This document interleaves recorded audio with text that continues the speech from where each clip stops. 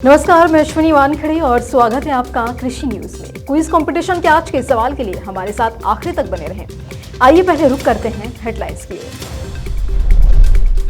UP सरकार ने बासमती चावल को शुद्ध बनाए रखने के लिए लिया बड़ा फैसला, 10 कीटनाशकों पर लगाया प्रतिबंध। आईसीएआर ने विकसित की नींबू की उन्नत किस्म थार वैभव, तीसरे साल से देती है फल।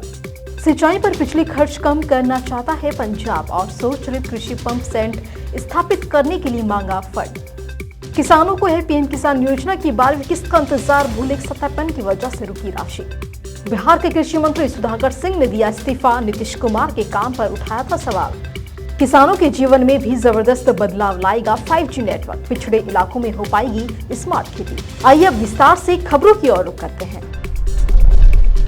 खरीफ सीजन अपने पीक पर है, जिसमें खरीफ सीजन की मुख्य फसल धान की निराई गुड़ाई जारी है, तो वहीं अगेती किस्म के धान की फसल पककर तैयार हो गई है। और इस बीच उत्तर प्रदेश सरकार ने एक अहम फैसला किया है, जिसके तहत उत्तर प्रदेश के योगी आदित्यनाथ सरकार ने 10 कीटनाशकों के प्रयोग पर प्रतिबंध लगा दिया है।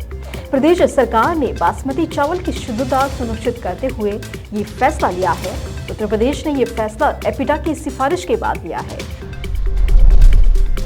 बीते कुछ दशकों में किसानों का रुझान पारंपरिक फसलों की खेती के साथ ही बागवानी फसलों की तरफ बढ़ा, जिसका मुख्य कारण बागवानी फसल के अच्छे भाव मिलना है।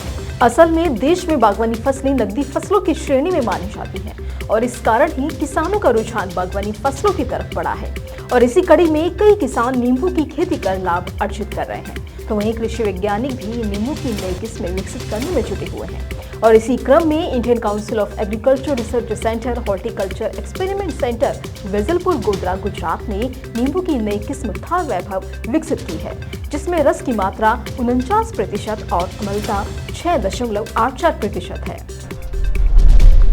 पंजाब सरकार ने सिंचाई पर बिजली कम खर्च करने की तरफ पहल शुरू कर दी है और इसी उद्देश्य के साथ ही पंजाब सरकार ने राज्य में कृषि पंप सेट स्थापित करने के लिए केंद्र सरकार से फंड की मांग की है। पंजाब सरकार ने सौर चलित पंप सेट पर फंड की मांग करते हुए राज्य को पीएम कुसुम योजना में शामिल करने की मांग केंद्र सरकार से की है। और इस संबंध में पंजाब सरकार की नवीन और नवीकरणीय ऊर्जा सोर्स मंत्री अमर अरोड़ा की तरफ से एक पत्र केंद्र सरकार को लिखा गया है।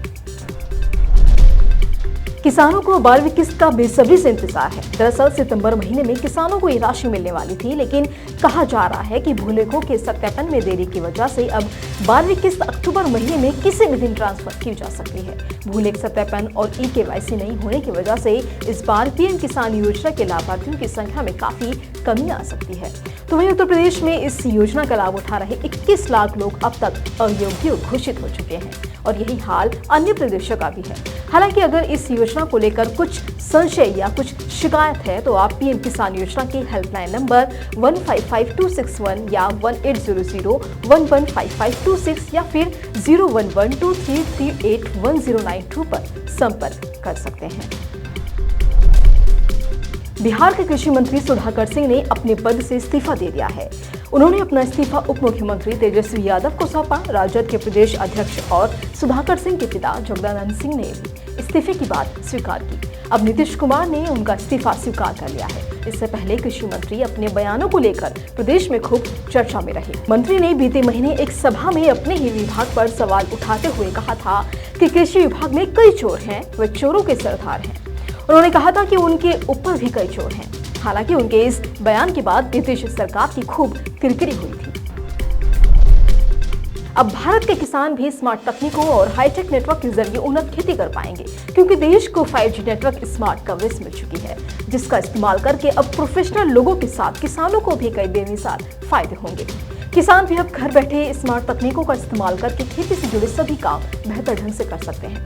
बैल और हल की जगह ट्रैक्टर और फार्म मशीनों ने ले ली है। ऐसे में अब 5G नेटवर्क के आ जाने से सेंसर आधारित कृषि तकनीकों की मांग बढ़ेगी।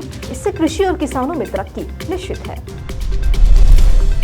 तो वहीं छत्तीसगढ़ सरकार ने दिवाली से पहले राज्य के किसानों को राजीव गांधी किसान न्याय योजना की तीसरी किस्त देने का ऐलान कर दिया है। दरअसल मुख्यमंत्री भूपेश बघेल प्रदेश व्यापी भेंट मुलाकात अभियान के तहत कवर्धा जिले की पंडरिया विधानसभा के ग्राम इंदौरी पहुंचे थे, जहां उन्होंने स्थानीय लोगों को संबोधित करते हुए कहा कि राजीव गांधी किसान न्याय योजना की तीसरी किस्त दिवाली से पहले 17 अक्टूबर को किसानों के खातों में भेज दी जाएगी।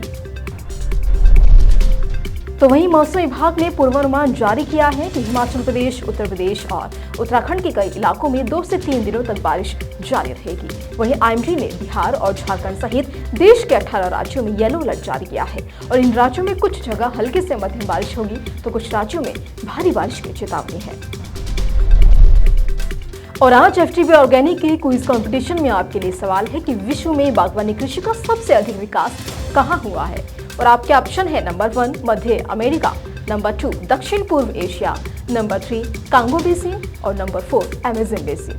तो देरी किस बात की, फटाफट से आप हमें इसका जवाब आपकी स्क्रीन पर दिख रहे मोबाइल नंबर पर 8800023204 पर SMS कर बताएं और जीतें एफटीबी ऑर्गेनिक के डिस्काउंट कूपन्स और ढेरों इनाम। इसी तरह की अन्य खबरों के लिए जुड़े रहिए कृषि जागरण के साथ।